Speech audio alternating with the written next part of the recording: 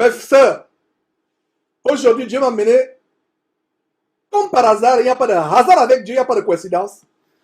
Spécialement aujourd'hui, sans le savoir, j'ai commencé à dénoncer les chrétiennes prostituées, les chrétiennes bordels, en début de cet enseignement. Voilà comment, justement, le premier chapitre du jour commence à exposer les Casarema, les VTV et compagnie. Et toutes ces sœurs mondaines qui s'attachent encore à la volupté, à la frivolité, à la mondanité, aux vêtements sexy entre guillemets, qui font de vous un objet de sexe, aux faux cheveux. Tout est faux sur vous. Votre corps dégage le mensonge, la fausseté. Votre corps tout entier pue, dégage le mensonge, la fausseté. Faux cheveux, faux cils, faux yeux, fausse bouche, faux seins, fausses fesses. Tout est faux. Tout est faux. Faux teint. Vous êtes une poubelle de fausseté ambulante. Vous êtes une poubelle, une fausse sceptique de fausseté ambulante. Voilà. Tout à fait. Voilà ce que vous êtes. Et ce n'est pas Georges qui vous décrit. Il y a plusieurs milliers d'années, plus de 2000 ans, plusieurs centaines d'années, devrais-je dire, plus de 2000 ans, environ 3000 ans même, ou même plus, Ésaïe dénonce ce que les soi-disant chrétiens sont devenus aujourd'hui. Sans vous faire languir, découvrons cela ensemble, verset 16. Le verset 16 dit quoi? L'Éternel dit, parce que les filles de Sion sont orgueilleuses. Qu'est-ce que je vous ai dit en début d'émission et que je vous dis toujours? Chaque chose qui est mentionnée dans l'Ancien Testament est adressée directement à l'Église de Christ aujourd'hui. Quand vous lisez Sion, Sion signifie la maisonnée de Dieu, la maison de Dieu. Quelle est la maison de Dieu aujourd'hui? Vous et moi, l'Église. Donc, les filles de Sion sont les filles parmi Jérusalem, parmi Juda, qui composent Sion. Dieu ne s'adresse pas à des non-croyantes. Dieu s'adresse à des croyantes, mais qui sont comment? Qui sont dans la mondanité, la volupté, la fidélité, la prostitution, la bordellerie. Voilà à qui Dieu s'adresse. Ici, fille de Sion, est-ce que tu comprends cela, ma soeur? Si tu n'avais pas compris, souligne Sion. Il ne s'agit pas des Moabites. Il ne s'agit pas des Égyptiennes. Et il ne s'agit pas des femmes philistines. Il s'agit de quelles femmes? Il s'agit pas des femmes sunamites. Il s'agit pas des femmes mandianites ou pas des femmes ismaélites. Il s'agit de qui? Il s'agit des filles de Sion. Des filles qui se prennent pour des chrétiennes. C'est comme ça qu'on comprend ça aujourd'hui. À l'époque, c'était des croyantes. Dieu ne s'adressait pas à d'autres peuples peut-être pour annoncer un jugement en oracle contre le peuple, ces peuples étrangers qui opprimaient son peuple. Mais Dieu s'adresse directement au peuple comme on l'a vu plus haut. Et ça, c'est le thème d'Ésaïe. Alors, qu'est-ce que la parole de Dieu dit? Je vous ai dit que ce n'est pas Georges qui dénonce. Quand vous lisez cela, vous avez l'impression que c'est les émissions de Jésus qui TV que vous allez suivre dans cette partie. Alors, suivons attentivement. Sion, c'est la maisonnée de Dieu, le peuple de Dieu. Nous sommes la Sion spirituelle, vous et moi, dans le corps de Christ. Mais regardez comment certaines chrétiennes sont décrites. Verset 16. L'Éternel dit, parce que les filles de Sion, entre parenthèses, mettez chrétiennes, parce que les filles de Sion sont orgueilleuses. Ah! Allez suivre le Casarema et tous les bordels spirituels et physiques et spirituels qui défilent. Allez suivre TV, VTV, pour ne pas dire Mort TV.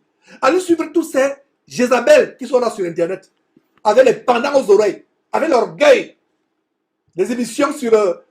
une émission sur Casarema où ces Congolaises sont venues pour vouloir faire une conspiration contre Georges, montrer comment elles justifient, sans aucun verset biblique, mais avec la rébellion, comment elles justifient leur mondanité. Il y a même une qui est venue avec ses cheveux, ses faux cheveux, qu'elle balance à gauche à droite, se vantant.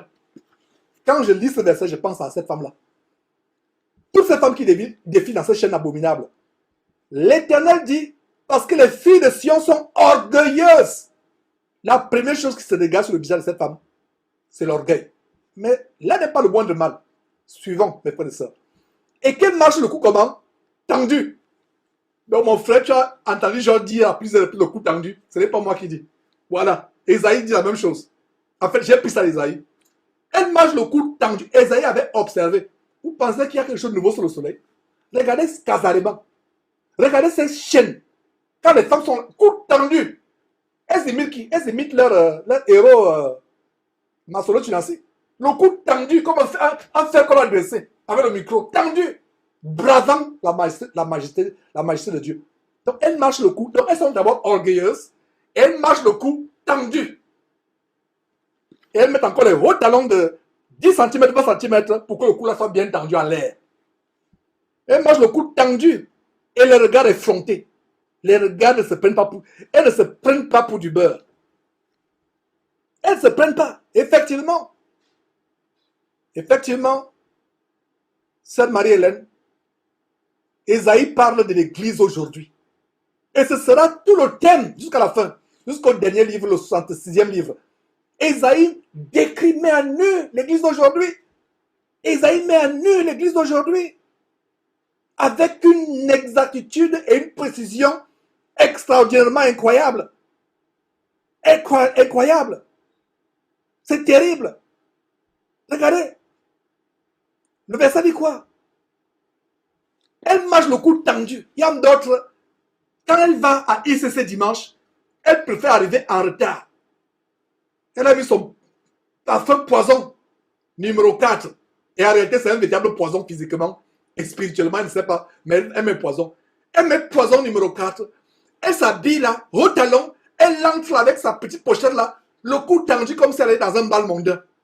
Mais c'est dimanche, soi-disant. Elle bat et tout le monde se retourne. Et il y a des sœurs qui m'ont dit, Georges, quand j'écoute ça, et quand je regarde en arrière, moi je faisais cela, je m'habillais très bien, j'arrivais en retard exprès. Des fois, même si je suis arrivé, j'ai dit au chauffeur au taxi de garer encore au parking là. Je gare, j'attends que tout le monde entre. Quand tout le monde entre, je peux dire au chauffeur au taxi, maintenant que tu peux repartir, j'entre maintenant, j'entre, pour que tout le monde me regarde. Le cou tendu, les regards effrontés. Parce qu'elles vont à petits pas. Tu as l'impression que c'est les chats qui se déplacent. C'est les chats qui se déplacent.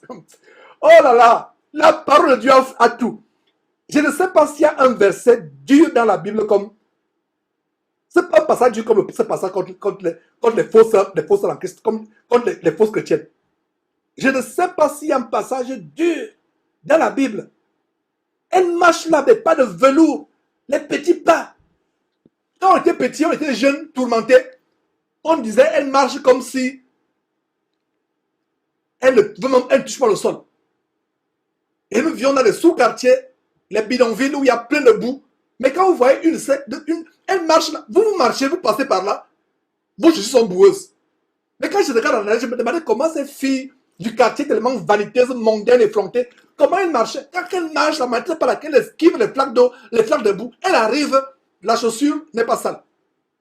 Mais quand vous passez par là, vous vous salissez, vous avez pris le même chemin. Voici la révélation. En regardant en arrière, je me dis, Georges, tu ne marchais pas comme elle. Elle marchait comme les filles de Sion. Le cou tendu, le regard effronté, petit pas. Toi, tu marches, tu balances tes pieds, tu arrives. Mais elle marche comme des petits pas. Le chat n'aime pas l'eau. Donc, quand un chat traverse une cour où il y a des flaques d'eau, regardez, observez bien. Voilà comment les fausses en Christ, les fausses chrétiennes font aujourd'hui. À petits pas. Mes frères, non, c'est pas vrai. La parole de Dieu décrit merveilleusement tout ce qui se passe. Et aujourd'hui, cette émission est un miroir. Et je sais que les sœurs seront délivrées, donc j'anticipe ma joie. J'anticipe ma joie. Ça peut être dur, ça peut être... Graisse les dents. Même s'il y a beaucoup parmi vous qui ont graissé les dents. Mais après, m'ont dit, Georges, je ne veux plus lutter contre la vérité. C'est vrai. J'abandonne, je jette l'éponge. On ne peut pas... Ce que tu dis est tellement vrai parce que c'est la parole. Je me vois nu. J'ai lu un commentaire, quelqu'un qui dit, Georges, chaque fois que tu enseignes, J'ai l'impression que tu me dépluches comme une banane. J'ai l'impression que tu me déshabilles. J'ai l'impression que c'est ma vie, tu vois mon cœur. Et ce frère-là, il n'a pas tort. C'est la Bible qui nous déshabille, qui nous met nus. Tu penses que tu es habillé devant Dieu, tu es nu. Tu penses que ton cœur est caché. Dieu ne fait que parler par ma bouche pour montrer comment est ta vie. Donc ma sœur, tu vas faire comme les... Je suis content parce qu'il y a ces choses. Tu peux grincer les dents actuellement. Comme c'est un commentaire qu'on a d'ailleurs bloqué. Tu peux grincer les dents. Mais beaucoup parmi vous qui sont aujourd'hui en train de suivre, qui sont devenus pieuses, chastes, ont graissé sur les dents. Mais à un moment, ils ont reconnu que non. Là, c'est fort. Je ne peux pas me rébeller contre la vérité. Je ne peux pas me rébeller contre mon Créateur. Je ne peux pas. Autant jeter l'éponge. Autant abdiquer. Autant me rendre. Autant abdiquer, autant me rendre. Je n'ai pas envie de jeter l'éponge. Je n'ai pas envie de continuer à combattre. Je vais jeter l'éponge plutôt. Je vais jeter l'éponge et ne pas retenir mon éponge contre Dieu. Jeter l'éponge.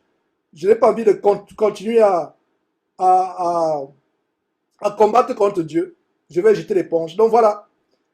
Continuons maintenant. Terminons avec la description des filles de Sion.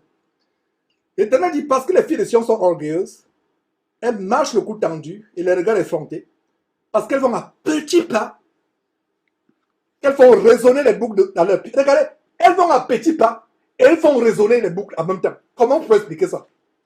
Comment vous pouvez expliquer? Elles vont à petits pas. Les pas, c'est quoi? C'est les pieds, n'est-ce pas? Donc, en même temps qu'elles font à petits pas, en même temps, elles font résonner les boucles de pied. N'est-ce pas contradictoire? Comment elles arrivent à le faire? Si ce n'est le démon de volupté, de mondanité qui est en elles. Quand tu vas à petits pas, tes boucles de pied ne vont pas résonner. Donc, tu vas à petits pas, en même temps, ça fait résonner pour attirer l'attention. Donc, tu montres que tu es vraiment distingué, tu es vraiment pour attirer le regard. En même temps aussi, tes petits pas et les tintements des boucles des pieds qui vont à petits pas. C'est incroyable. Mais regarde le verset 17. Le Seigneur rendra chauve le sommet de la tête des filles de Sion. L'Éternel découvrira leur nudité. Aujourd'hui, quand tu t'habilles de manière sexy, tu penses que c'est toi-même qui veux t'habiller de manière sexy. Tu te rebelles à Dieu. Tu te rebelles contre Dieu. Dieu monte ta nudité. Tu te rebelles, tu dis que le pantalon n'est rien. Mais tu mets un pantalon. Quand on voit seulement, en fait, le pantalon devient comme ta peau. Ton pantalon devient ma sœur, ton pantalon devient comme la peau. On voit toutes tes courbes. Tu es en face d'un homme, on voit bien le triangle pubien. Tu es devant un homme, on voit bien la naissance des fesses là. On voit la naissance des fesses. On voit la naissance des fesses. On voit, tu es nu. Tu penses que tu es habillé, tu es nu, tu n'as rien sur toi.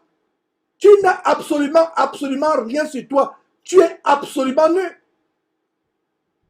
Absolument nu. Comme un frère en Christ, soi-disant, a invité notre fille, nos enfants, il y avait une célébration et on ne savait pas que leurs amis du monde devaient se retrouver. Sinon, j'aurais refusé que mes enfants s'y rendent. Ma fille vient traumatisée après, elle disait que ce qu'on a vu là, c'est terrible.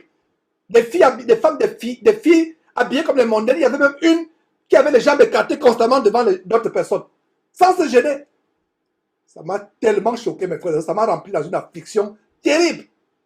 Quand ma fille m'a dit cela, c'est comme si elle avait jeté mon enfant dans un endroit, dans quelque chose de terrible. Et il fêtait quoi? Un anniversaire. En passant. Je ferme rapidement cette parenthèse. C'est terrible. C'est terrible. Donc tu es là. Donc quand tu penses que tu t'habilles sexy, donc je vais te dire une chose aujourd'hui.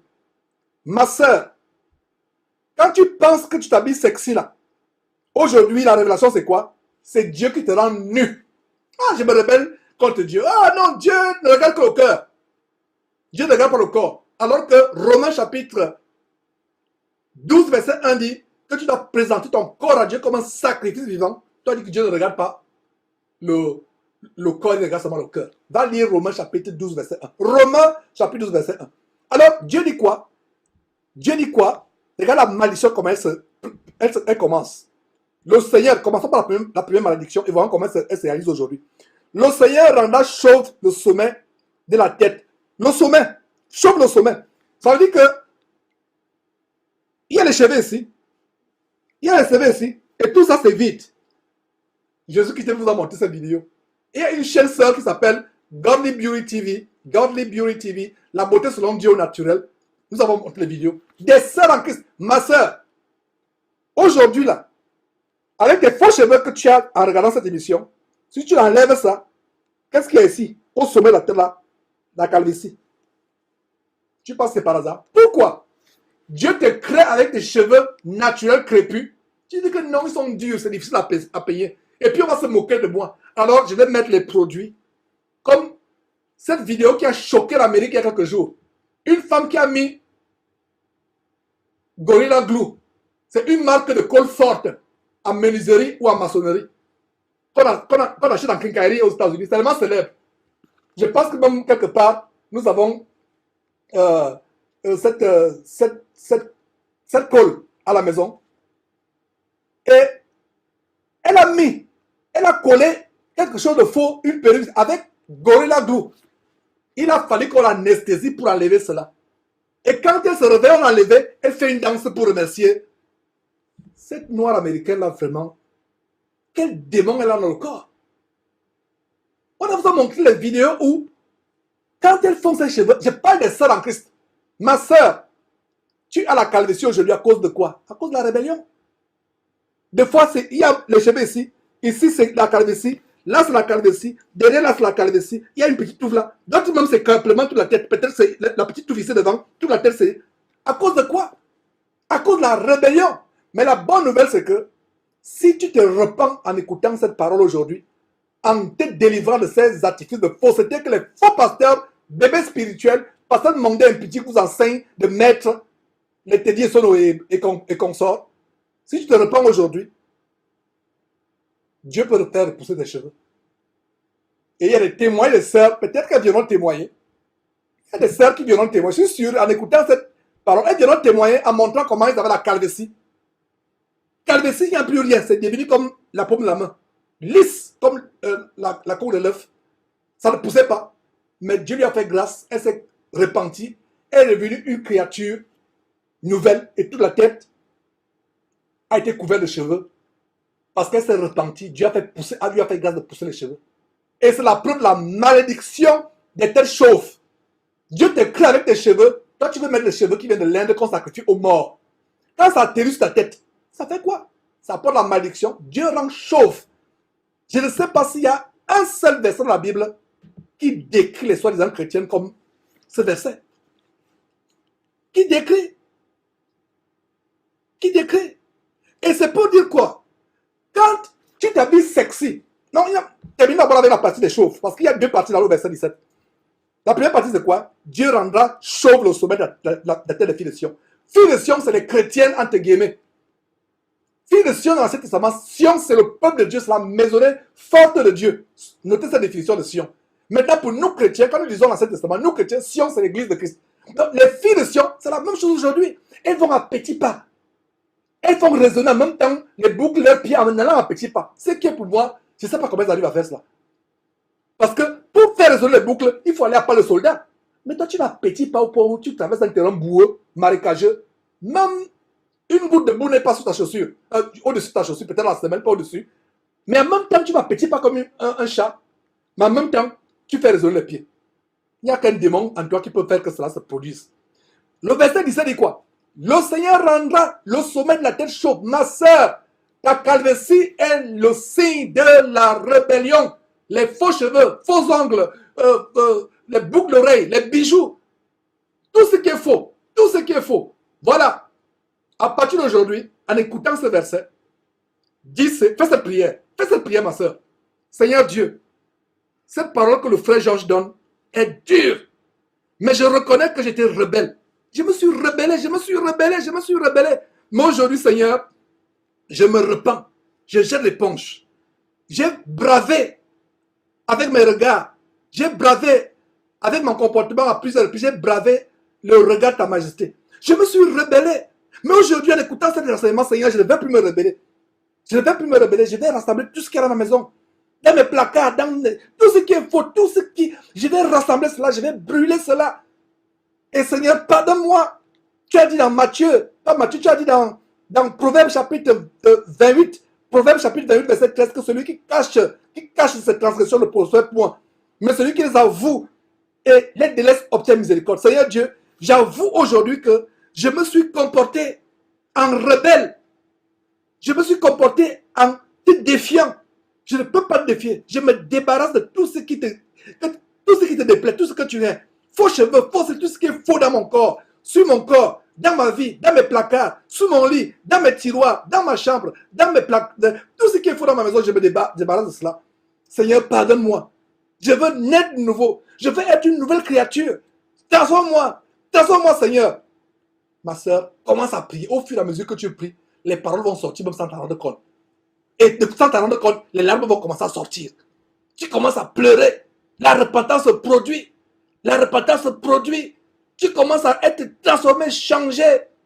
Et la paix commence à entrer dans ton cœur. Toi qui avais les cauchemars toutes les nuits, toi qui avais des problèmes pour dormir, manque d'appétit, manque de sommeil, soucis, tu commences à avoir la paix. La sanctification commence à entrer. La rébellion à ton mari qui était ton problème numéro 1, tu commences à voir comment ça part. La calvitie que tu avais sur la tête, après 6 mois, après 1 an, après 2 ans, même 3 ans, ça ne va pas venir sur le champ. Les fruits du péché sont là. Ça peut venir sur le champ, mais ça va venir même après 5 ans. Mais les années après, quand tu montes les cheveux, ta tête qui avait une calvitie abominable, honteuse, avec laquelle tu te couvrais, mais tu montes aujourd'hui des beaux cheveux naturels, noirs, bien soignés, avec les produits naturels que la sœur Conforte, mon épouse, a montré, le bain de qualité, des choses naturelles qui ne coûtent même rien. Parce qu'elle me disait la dernière fois, vraiment, j'avais fait cette vidéo avec des produits assez chers. Je me suis rendu compte qu'en fait, on peut encore faire une autre version avec des produits aussi simples que ça. Le beurre de qualité, le beurre d'amande douce, l'huile de coco, même l'huile de palmiste. Tu mets, tu pries Dieu. Si tu sais parler en langue, si tu as le, pas que tu sais, je corrige, si tu as le don de parler en langue, parce que c'est comme si tu as appris, non. Je corrige. Donc si tu as le don de parler en langue même, tu te mets à parler en langue en faisant tes cheveux, tu pries Dieu, même si tu ne sais pas parler en langue, tu chantes le cantique pendant que tu fais les cheveux. Et tu vois que la calvitie qui était sur ta tête, qui faisait que ton mari, incroyant, se moque de toi, il va dire, waouh, donc tu avais des beaux cheveux comme cela. Donc sois consolé par ces paroles. Dieu peut restaurer ce qui a été abîmé dans ton cœur, dans ton corps, par ta rébellion. Dieu peut restaurer cela. Je ne peux pas finir, mes frères, ces paroles dures, sans apporter ce baume dans ton cœur. Donc, mon frère Georges, ton frère Georges qui je suis, n'est pas là pour te froisser, pour te faire sentir mal. Non. Je vais te tenir par la main, ma soeur, pour qu'on détruise ce péché qui opprime ta vie et que les faux prédicateurs sur Internet amènent pour qu'ils oppriment ta vie. Je te saisis par la main, ma soeur. Je t'aide. Tu n'es pas seul. Tu n'es pas seul. Tu n'es pas seul. Oh là là, ma soeur. Tu n'es pas seul. Je te tiens par la main. Je te tiens par la main, ma soeur. Nous allons détruire ces démons, ce péché. N'oublie pas. 62 fois dans le livre d'Ésaïe, l'expression l'éternel des armées. Dis à l'éternel des armées, éternel des armées, viens avec ton armée dans ma vie afin de détruire tout ce qui m'attache dans le monde, tout ce qui m'attache dans la frivolité, la mondanité, dans la bordellerie, la prostitution, dans la volupté. Délivre-moi avec ton armée. Délivre-moi du péché. Délivre-moi du péché, éternel des armées. Oh, éternel des armées, s'il te plaît, délivre-moi. Délivre-moi. Fais-moi grâce d'être délivré. Délivre-moi, éternel des armées. Et tu vas voir comment Dieu va commencer à opérer des grandes choses dans ta vie. Des grandes choses. Dieu va commencer à te délivrer petit à petit. Dieu va faire des grandes choses. Donc, ma soeur, mon frère, voilà comment Dieu voudrait que tu sois délivré de ces choses. Tu sois délivré. Oh, ma soeur, ton frère Georges n'est pas là pour te froisser. Il n'est pas là pour te faire sentir mal. Je t'aime, ma soeur. C'est pour cela que je me prive de ce beau week-end de Houston. Je serais parti avec les enfants nous balader. Hein? Taper un bon petit restaurant quelque part.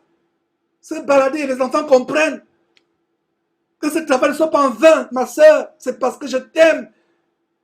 Il faut que tu sortes de ces voies de perdition. Il faut que tu sortes de ces voies d'égarement qui mènent en enfer. Oh, ma soeur, et par la grâce de Dieu au ciel. Je ne sais pas si au ciel on va se rappeler ce qui se passe sur terre, je ne sais pas. C'est des mystères que je ne maîtrise pas et je n'aimerais même pas les maîtriser. Je laisse ce qui a Dieu à Dieu. Les mystères de Dieu sont à Dieu. Donc ma soeur, mon frère, laisse les mystères de Dieu à Dieu. Il y a des gens qui me demandent qu'est-ce qui se passe au ciel. Je dis, frère, soeur, si tu veux savoir ce qui se passe au ciel, fais tout pour y aller. Donc je ne sais pas si on va se rappeler les choses de la terre étant au ciel. Et si on se rappelle de cela, tu m'embrasseras pour dire, oh, mon frère, je te remercie de ce qu'au ciel, je suis avec toi aujourd'hui. Je me dirigeais en enfer. J'étais détruit par l'amour du monde, la mondanité. Je pensais que tu étais dur. Mais je me rends compte que, comme les latins disaient, bene amat, bene castigat, ça signifie qui aime bien, châtie bien. Donc je me rends compte que, en fait, c'était un amour grand que tu as fait pour nous, fausses chrétiennes, afin que nous devenions des vraies chrétiennes. Ma sœur, sois consolée. Sois consolée, sois encouragée. C'est difficile de laisser le péché. J'en sais quelque chose. Mes frères, c'est difficile. Le péché, c'est notre plus grand ennemi. Il m'est arrivé plusieurs fois dans ma vie. J'ai lutté contre le péché. Est-ce que je suis délivré à 100%? C'est pour cela que la Bible dit, nous avons un avocat auprès du Père, Jésus qui est le juste.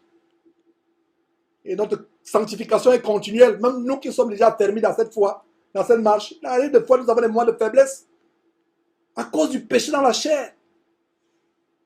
Sois consolé, ma soeur, je ne suis pas là pour te froisser, pour te faire sentir mal. Mais si je te froisse, si je te cause l'affliction, je ne m'en repentirai jamais. Parce que je sais que ça pourra t'amener à la repentance, à salut. Donc je ne devrais pas me repentir. Parce que si ça te froisse cet enseignement, ça te choque, ça te fait grincer les dents, je ne vais pas me repentir. Parce que si je me repens, ce n'est pas une bonne chose parce que c'est comme si je me repentais de la repentance que ça va te produire. Parce que je sais que ça te produira la repentance un jour. Peut-être pas aujourd'hui, mais ma prière c'est qu'après cet enseignement, tu te lèves, les larmes qui coulent de tes yeux, tu fonces sur le placard comme cette sœur dont j'ai posté la vidéo, qui coupait. Vous la voyez couper, elle dit, ah bon, vous les mèches pendant des années, vous les maintenez en enfer, ah bon, c'était ça, donc c'était les démons qui étaient derrière. Quand je regarde cette vidéo, quelle joie! Oh, mes frères et sœurs, quelle joie! Quand je regarde la vidéo de cette sœur. Et c'est la même joie que j'aurais si tu étais délivré de ces choses. Les filles de Sion, ça parle des sœurs en Christ. Oh, sœur! Continuons. Regardez. Verset 17. Le Seigneur rendra chauve le sommet de la tête des filles de Sion. L'Éternel découvrait leur nudité. Regardez. L'Éternel découvrait leur nudité. Ça se passe de deux manières. J'ai développé la première manière, à savoir que quand tu prends des jeans destroyer qui te font ressembler à un fou, le fou a les pantalons taillardés, mais aujourd'hui, des designers qui ont l'intelligence de tourmenter déchirent, font des vêtements jeans déchirés et tu vas acheter ça.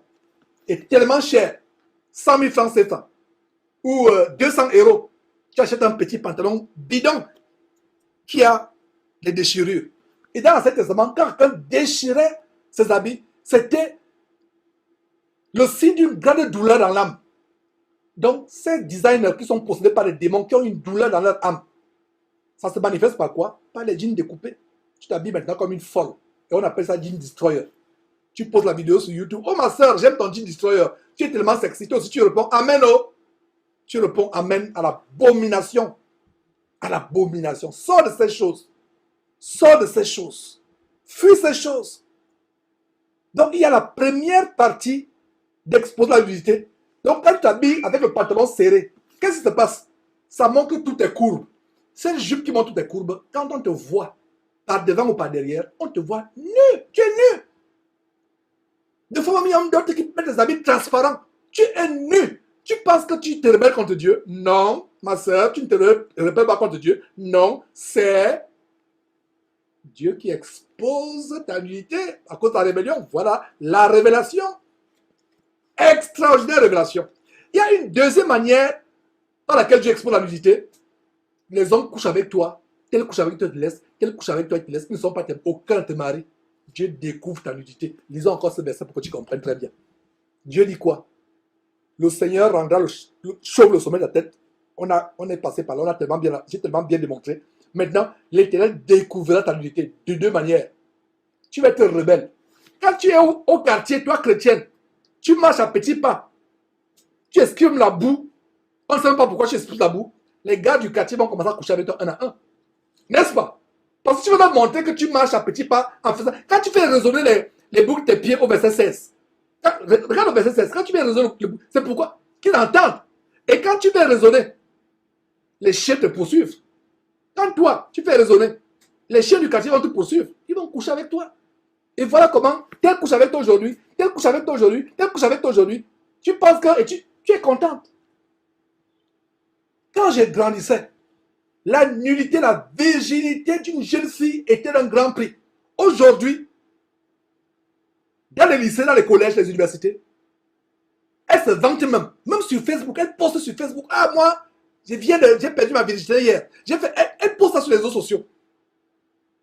Il y a même des filles aujourd'hui, dans les lycées, dans les collèges, qui doivent mentir. Elle n'a pas été déviergée, mais elle est obligée de mentir qu'elle a été déviergée pour ne pas être exclue du club de copines du lycée ou du collège.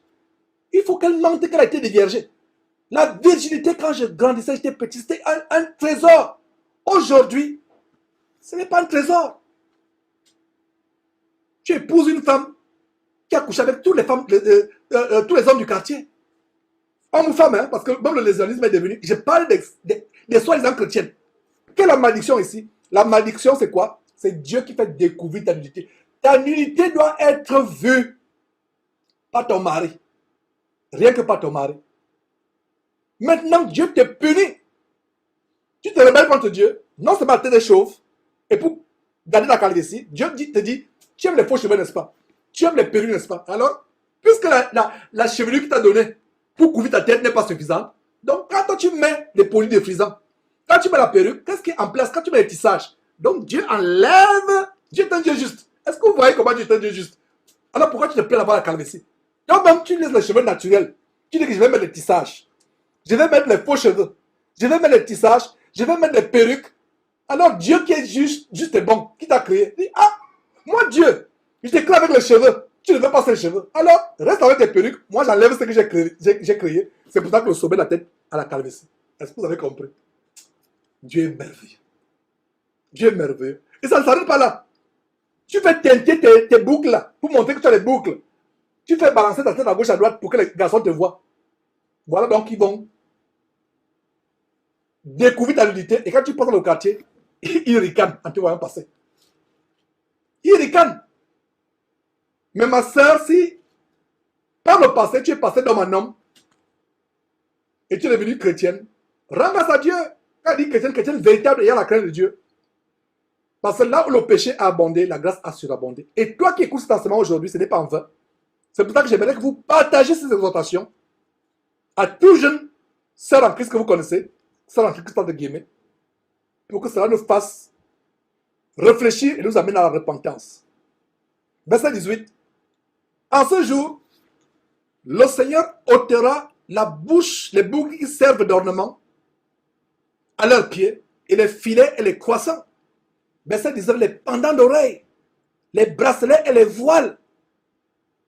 Verset 20, les diadèmes, les chaînettes des pieds et les ceintures, les bois de sanctuaire et les amulettes, les bagues et les anneaux du nez. Verset 22, les vêtements précieux et les larges tuniques. Regarde tout cela. Regarde tout ce avec quoi ces filles de Sion s'engonçaient. J'utilise bien le mot s'engonçaient. C'est un français ancien, mais c'est un français. Je n'ai pas d'autres mots. Il y a des gens qui disent, Georges, tu as des mots. C'est quel français? C'est un français. L'engoncement de ces sœurs en Christ aujourd'hui. Regardez avec quoi elles s'engoncent. À partir du verset 18. Les filets et les croissants. Soulignez. Faisons un petit jeu à ce niveau. Soulignons ça avec quoi ces femmes s'accoutrent, s'engoncent le corps. Soulignons les objets de leur engoncement. Verset 18. Les filets et les croissants. Filet 1, croissant 2, verset 19. Pendant l'oreille 3, bracelet 4, les voiles 5, les diadèmes 6, les chaînettes de pied 7, les ceintures 8, les bois de santé, les amulettes 9, 10, les bagues et les anneaux du nez, nous sommes à 12, les vêtements précieux, les larges tuniques, nous sommes à 14, les manteaux et les gibetières, nous sommes à 16, verset 23, les miroirs, les chemises fines, nous sommes à 18, les turbans et les surtout logés. Une vingtaine d'artifices mondains frivoles d'engoncement. L'amour du monde, mes frères et sœurs. Voilà. L'amour du monde. L'amour du monde. C'est comme ces filles aujourd'hui sont des chrétiennes. Leur sac à main. Si on versait tout ce qu'il y a dans le sac à main, cheveux, ceci, cela. Mes frères, ça c'est terrible. C'est terrible, mes frères. Si on versait leur sac à main,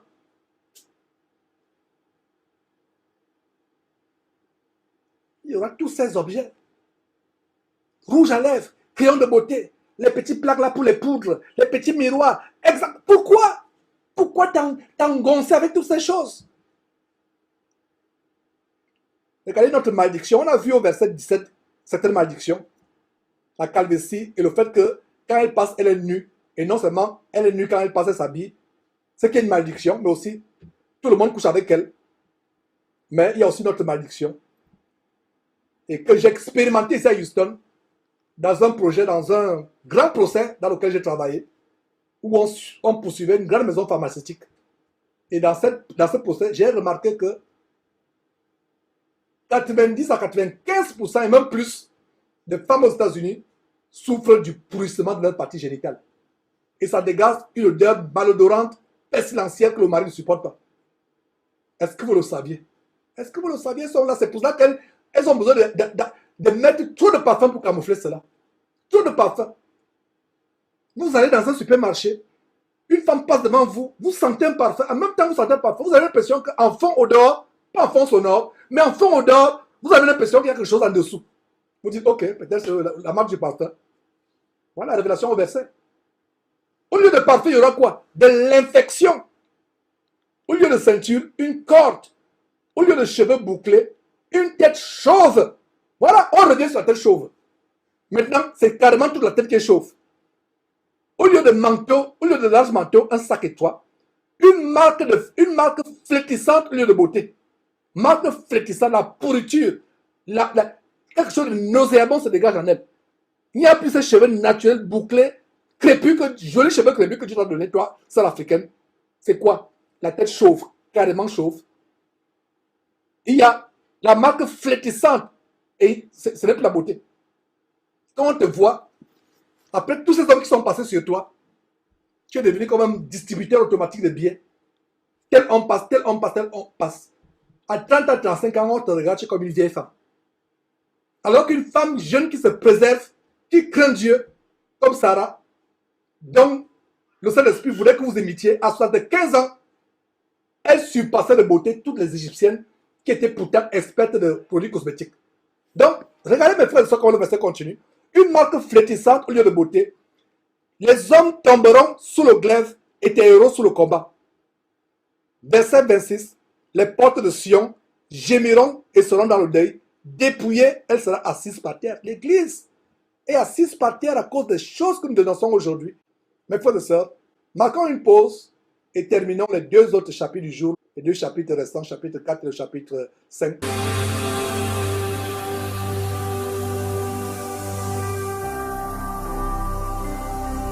Jésus-Christ TV, vous connaîtrez la vérité et la vérité